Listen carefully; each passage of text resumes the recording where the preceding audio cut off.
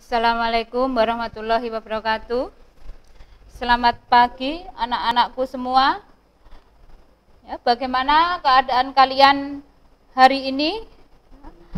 Mudah-mudahan kita semua dilindungi oleh Allah Subhanahu wa taala sehingga kita semua masih diberikan semangat untuk terus belajar. Meskipun dalam kondisi yang seperti saat ini. Anak-anakku yang berbahagia, pada pertemuan kali ini kita akan membahas tentang struktur atom dan sistem periodik.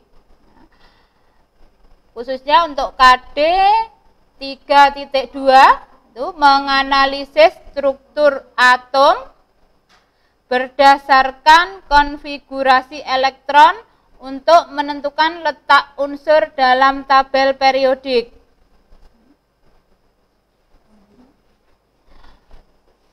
Dengan kompetensi dasar keterampilan, itu menentukan letak unsur dalam tabel periodik pada struktur atom dengan menggunakan konfigurasi elektron. Pada pertemuan kali ini, tujuan yang diharapkan pada pembelajaran ini yang pertama, kalian dapat menjelaskan perkembangan teori atom. Keterampilan yang diharapkan, kalian mampu membuat model atom Dalton, model atom Thomson, maupun model atom Rutherford. Nah, mungkin kalian masih ingat, pada waktu SMP dulu, kalian sudah pernah mempelajari tentang unsur, senyawa, dan campuran. Pada pembelajaran unsur tersebut, tersusun dari beberapa atom. Dan dari situ kalian bisa berpikir, apakah itu atom? Di sini, atom itu merupakan bagian atau sesuatu yang tidak dapat dibagi-bagi lagi menjadi partikel lainnya. Nah, tersusun dari apakah atom itu dan bagaimanakah strukturnya? Nah, pada pembelajaran kali ini kita nanti akan mempelajari struktur atom tersebut. Sebelum mempelajari struktur, maka kita harus tahu bagaimana perkembangan teori atom itu mulai dari mulai dari atom pertama kali ditemukan sampai teori atom yang diakui sampai saat ini. Konsep atom pertama kali dikemukakan oleh Leucippus dan Democritus untuk menyebutkan partikel dasar penyusun benda.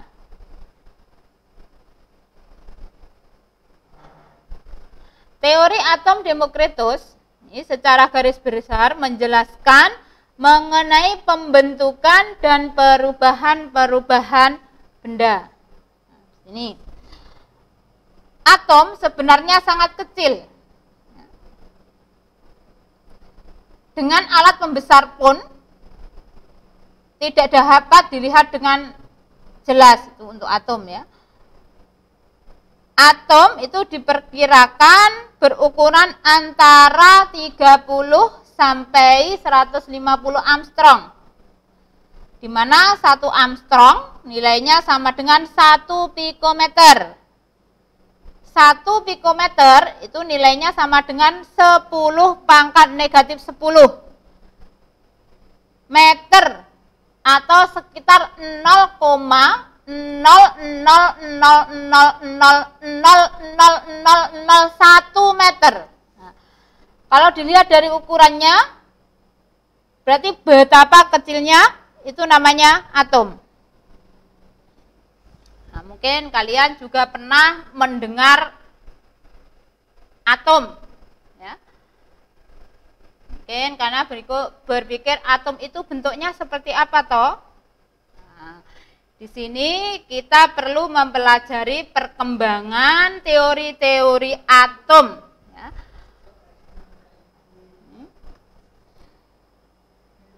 Yang kedua, selain pendapatnya Demokritus, ada ilmuwan lain yang berpendapat, yaitu Aristoteles. Aristoteles berpendapat bahwa benda-benda tidak tersusun atas partikel-partikel kecil, akan tetapi muncul dan ada secara kontinu. Itu pendapat yang pertama dari Aristoteles. Pendapat yang kedua dari Aristoteles, yaitu benda-benda diklasifikasikan ke dalam 4 sifat, yaitu panas, sifatnya dingin, ada yang sifatnya kering, dan ada yang sifatnya basah.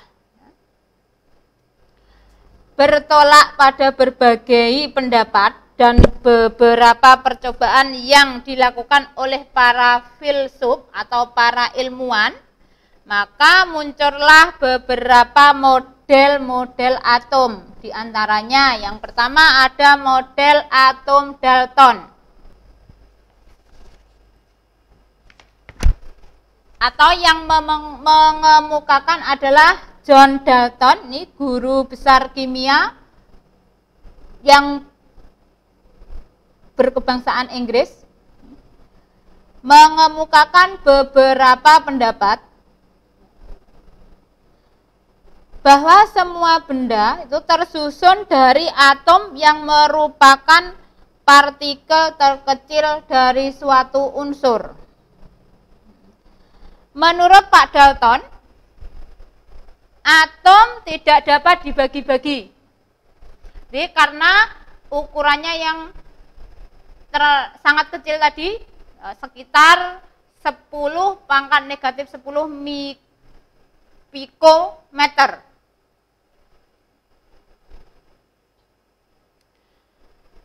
Yang ketiga, teori yang dikemukakan oleh Dalton, atom tidak dapat diciptakan dan tidak dapat dimusnahkan. Nanti kita tidak bisa memusnahkan atom maupun menciptakan atom. Ya, berbeda dengan namanya kacang atom. Kalau kacang atom kita bisa membuat. Mungkin kalian bisa membayangkan, kira-kira atom itu bentuknya ya sama persis dengan kacang atom. Sudah tahu toh kacang atom? Menurut Pak Dalton kira-kira seperti itu. Atom dari unsur tertentu itu identik satu terhadap yang lainnya dalam ukuran massa dan sifatnya, tetapi berbeda dari unsur-unsur yang lain. Yang kelima, perubahan kimia merupakan penyatuan atau pemisahan dari atom-atom yang tidak dapat dibagi. Nih, atom Dalton dikenal atau digambarkan sebagai bola pejal. Nah, makanya diibaratkan sebagai kacang atom tadi, bola pejal. Bola pejal itu tidak berongga, berarti bolanya utuh. Itu menurut Pak Dalton. Tetapi dari beberapa teorinya Pak Dalton atau John Dalton, ada beberapa kelemahan maupun ada beberapa kelebihan. Apa itu kelebihan dari atom Dalton? Di sini Dalton atomnya, ya teorinya sudah dapat menerangkan hukum kekekalan massa. Hukum kekekalan massa yaitu benda setelah bereaksi atau massa benda setelah bereaksi dan massa benda setelah hasil reaksi adalah tetap. Yang kemarin sudah saya contohkan hukum kekekalan massa atau terkenal hukum Lavoisier. Kalau kita membakar kertas, misalnya sebelum kertas kalian bakar, kalian timbang dulu. Ternyata setelah dibakar kertas itu menjadi abu. Setelah dibakar kita timbang, massanya akan sama antara massa kertas yang belum dibakar dengan massa kertas yang sudah dibakar. Yang kedua, dapat menerangkan hukum perbandingan tetap. Ini perbandingan volume suatu zat sebelum dan sesudah reaksi adalah tetap. Itu kelebihan dari atom Dalton. Selain kelebihan, ternyata atom Dalton juga memiliki suatu kelemahan.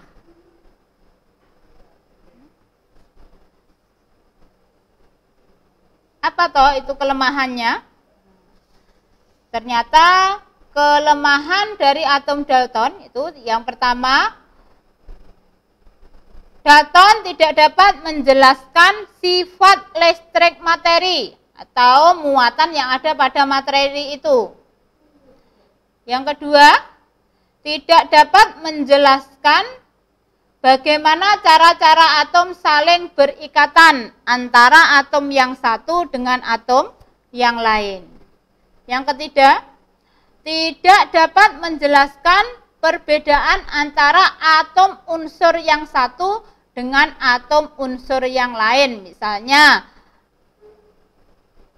atom Dalton itu tidak bisa membedakan antara atom unsur hidrogen dengan atom unsur oksigen.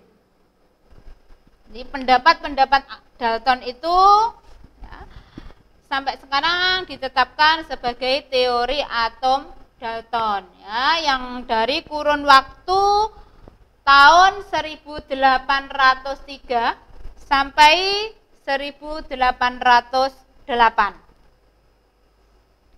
Sesuai dengan perkembangan zaman, karena masih banyak kelemahan-kelemahan dari model atom Dalton, maka seorang ilmuwan yang bernama Thomson memperbaiki dari teori Dalton tersebut.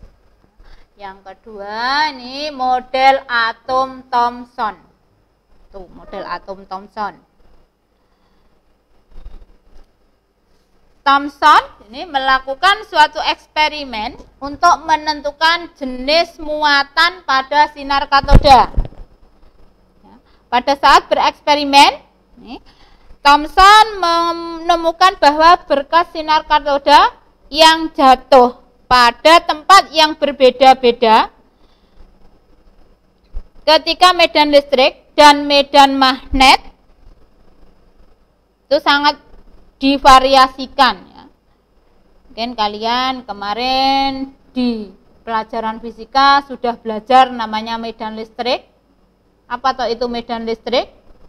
Itu daerah yang di sekitar benda masih dipengaruhi oleh gaya listrik. Medan magnet, daerah di sekitar magnet yang masih bisa berpengaruh oleh magnet. Pada saat medan listrik dan medan magnetnya 0, maka sinar katoda jatuh persis di titik pusat tabung. Itu percobaan yang dilakukan oleh Thomson.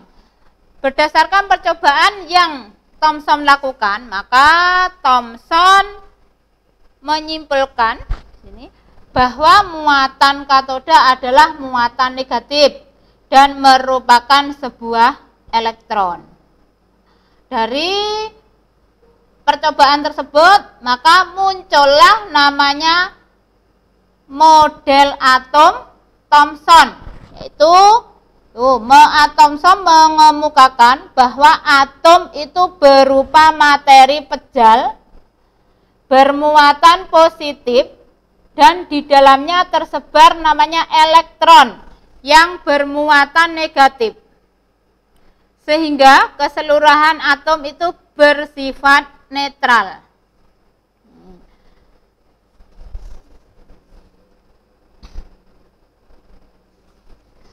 Model atom Thomson dikenal dengan istilah roti kismis.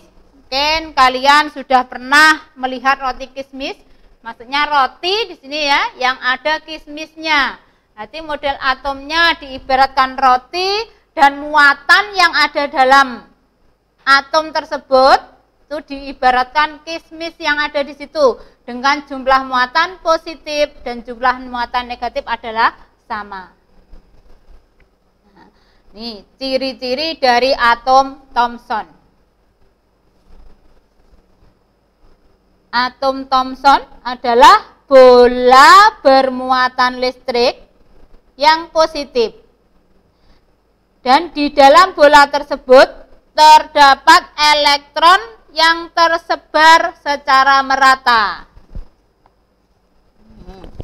Yang kedua, jumlah muatan total elektron itu selalu sama dengan muatan positifnya. Sehingga atom bermuatan netral. Jika suatu atom kehilangan satu elektron atau beberapa elektron, maka muatan atom menjadi positif.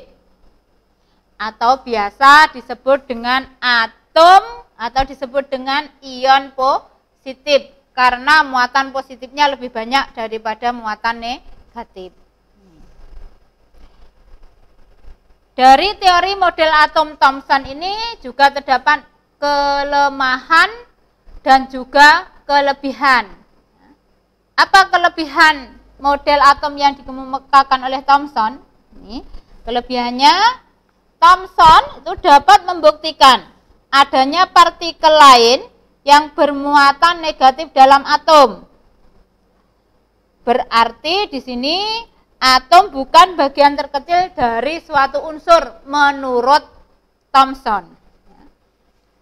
Ya, adapun kelemahannya,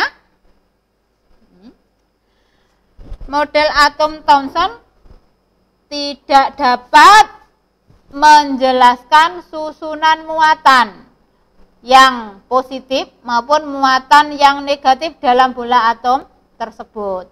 Ini tidak dapat menjelaskan susunannya.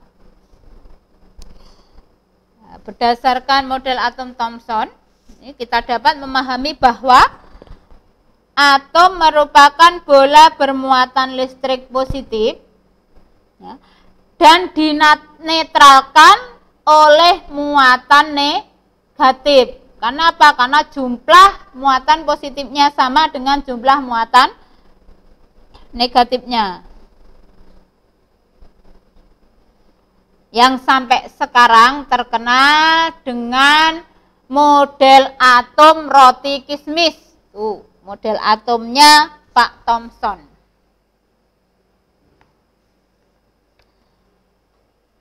Thomson sekaligus sebagai penemu muatan atom elektron.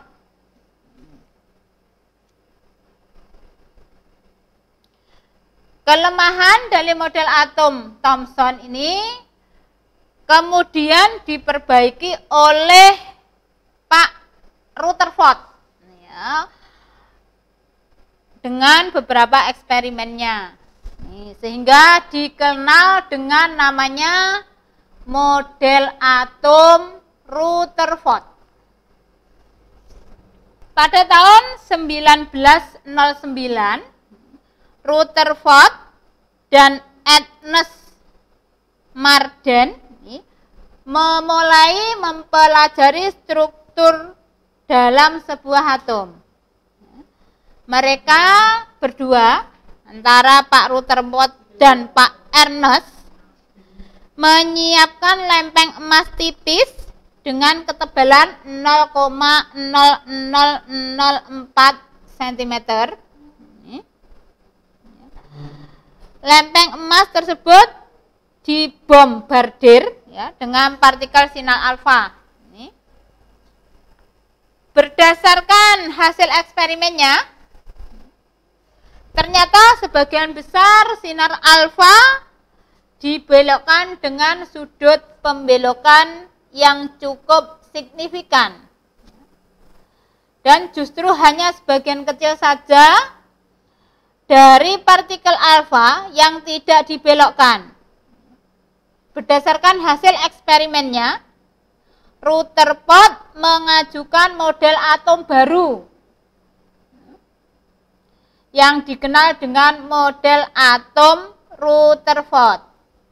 Ciri-cirinya, Model atom Rutherford yaitu massa atom tidak tersebar merata, melainkan berpusat di inti atom nih yang berukurannya jauh lebih kecil, ya, sekitar 1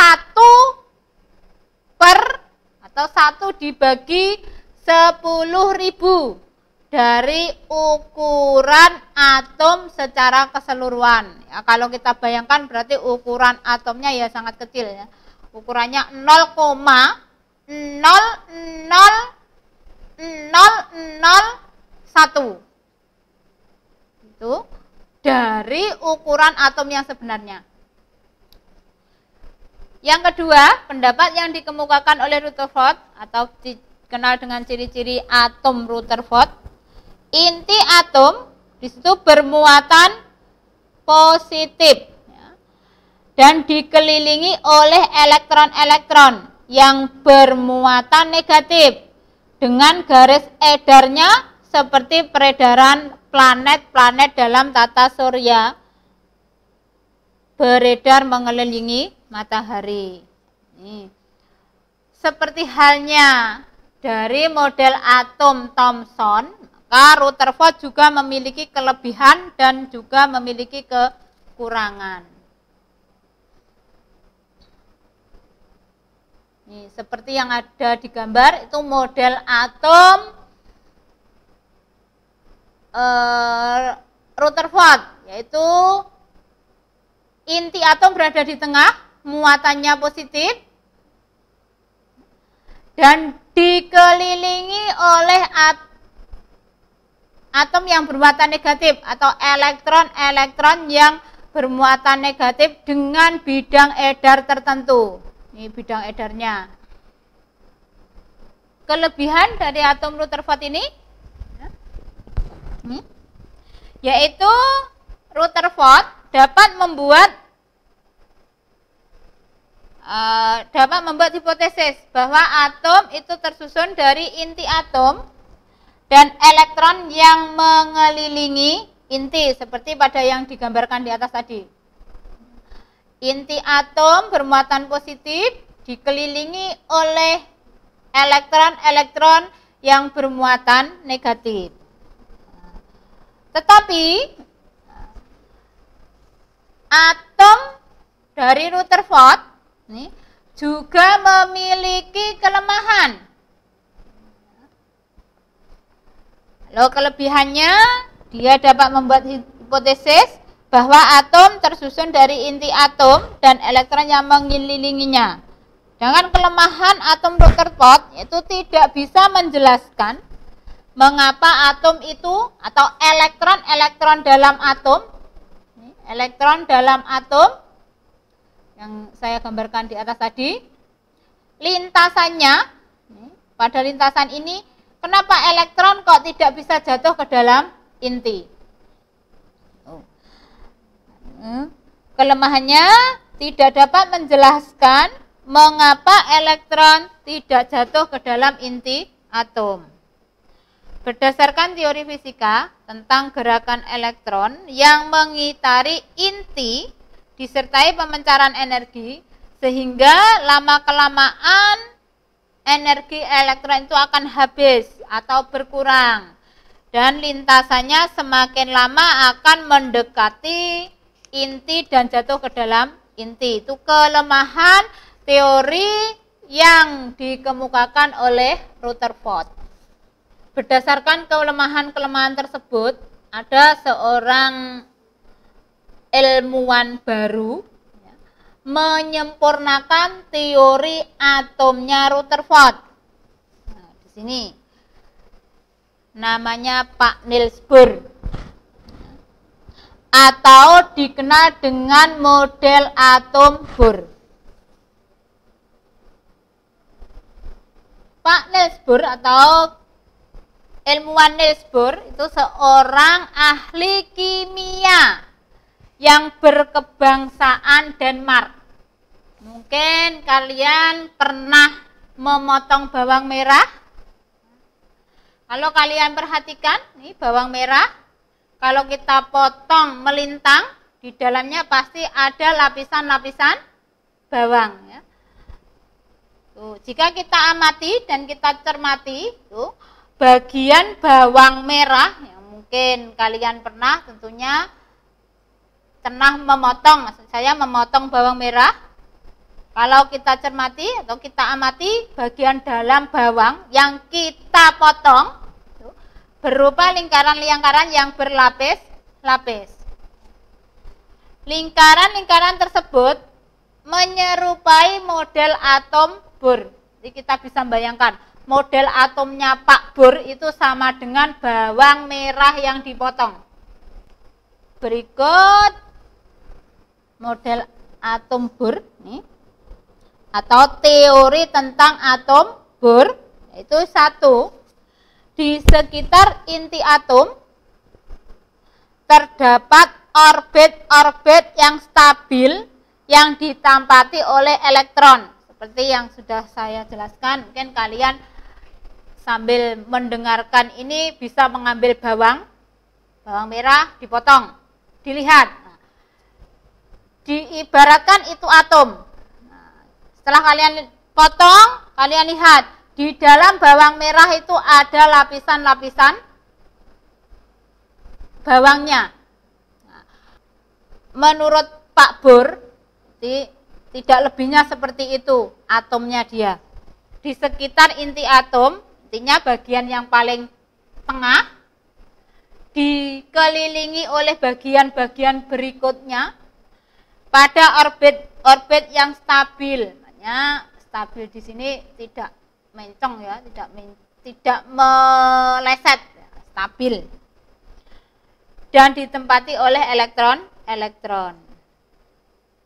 Pada orbit tersebut, elektron tidak menyerap atau tidak memancarkan radiasi elektromagnetik, gelombang yang tidak membutuhkan, ini gelombang cahaya ya, elektromagnetik, atau sebuah gelombang yang tidak membutuhkan medium dalam pemancarannya. Yang kedua, jika elektron berpindah dari satu orbit stabil ke orbit stabil lainnya yang memiliki jari-jari lebih kecil, maka elektron akan memancarkan gelombang elektromagnetik dengan frekuensi yang serbanding dengan selisih tingkat energi dua orbit yang stabil tersebut. Yang ketiga, teori Bohr dapat menjelaskan spektrum gelombang elektromagnetik yang memiliki pola tertentu, seperti pola yang ada di bawang merah saat dipotong.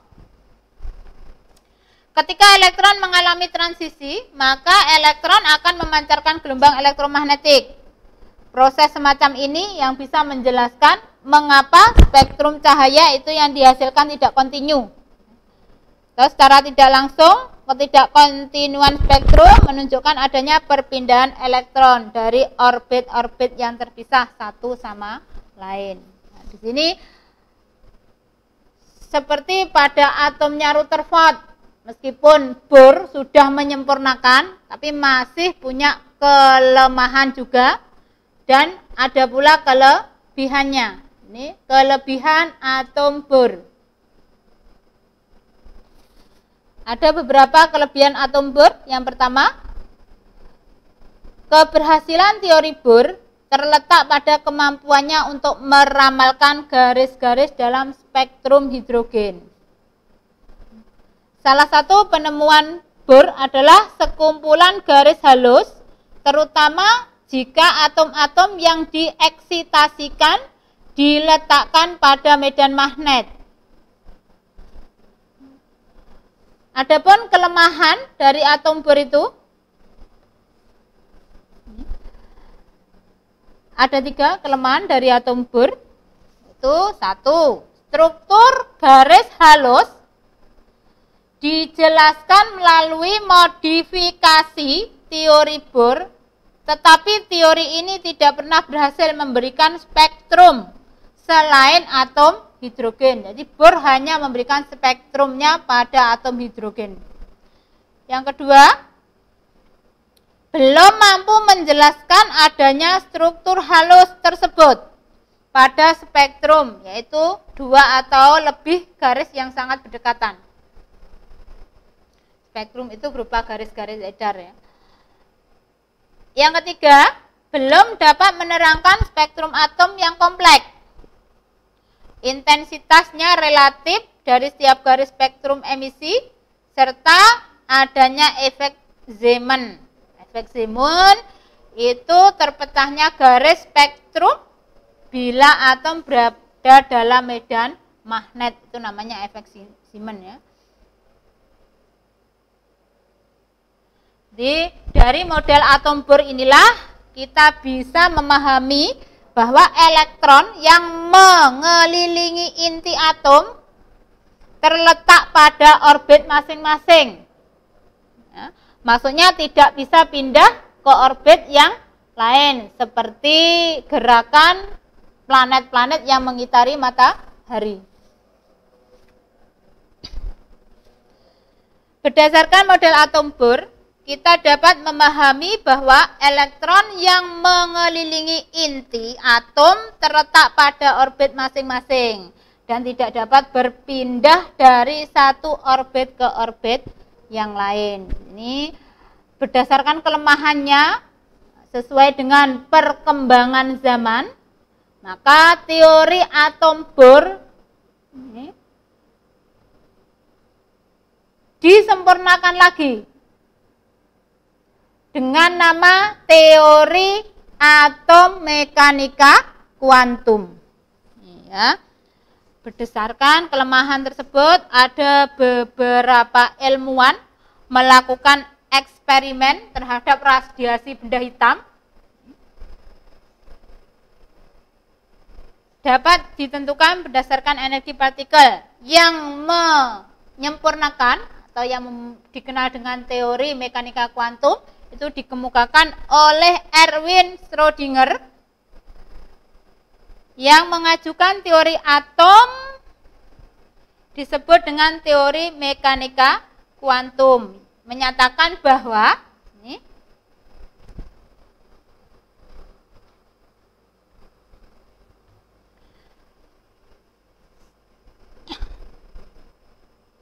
kedudukan elektron dalam atom tidak dapat ditentukan dengan pasti. Yang dapat ditentukan adalah probabilitas menemukan elektron sebagai fungsi jarak dari inti atom. Ini Schrödinger juga memperhatikan dualisme sifat elektron, yaitu sebagai partikel dan sebagai gelombang. Berarti menurut Pak Schrödinger, atom itu memiliki dua sifat ya. Maksud saya ada sifat sebagai partikel dan ada sifat sebagai gelombang. Di sini ciri-ciri dari model atom mekanika kuantum. Yang pertama, gerakan elektron memiliki sifat gelombang, sehingga lintasannya tidak stasioner seperti model atom Bohr, tetapi mengikuti penyesuaian kuadrat fungsi gelombang. Yang kedua, bentuk dan ukuran orbitanya tergantung pada harga dari ketiga bilangan kuantumnya. Yang ketiga, posisi elektron, ini ukurannya sejauh 0,529 Armstrong dari inti hidrogen. Menurut Bohr, bukannya sesuatu yang pasti, tapi boleh jadi merupakan peluang terbesar yang dikemukakan atau yang ditemukan elektronnya. Model mekanika kuantum dianggap sampai sekarang ya merupakan model atom yang sempurna dibanding model atom Bohr, karena model atom ini dapat menjelaskan sifat cahaya atau energi radiasi secara umum berhubungan dengan sifat gelombang dan sifat partikel yang sering dikenal dengan namanya sifat dualisme cahaya, yaitu sifat gelombang partikel. Nah, ini dari kelima perkembangan teori atom. Untuk tugas kalian bisa melihat di materi Google Chrome yang dikirim ke grup kelas masing-masing ya, tentang mengenai perkembangan teori atom ini ya. Pertemuan kali ini ya sampai di sini dulu. Kita lanjut untuk pertemuan berikutnya nanti, yaitu tentang struktur atom. Nih, ya. Saya akhiri. Jika pertemuan kali ini saya banyak salah, karena kesalahan itu selalu milik saya ya, maka saya memohon maaf yang sebesar-besarnya. Assalamualaikum warahmatullahi wabarakatuh.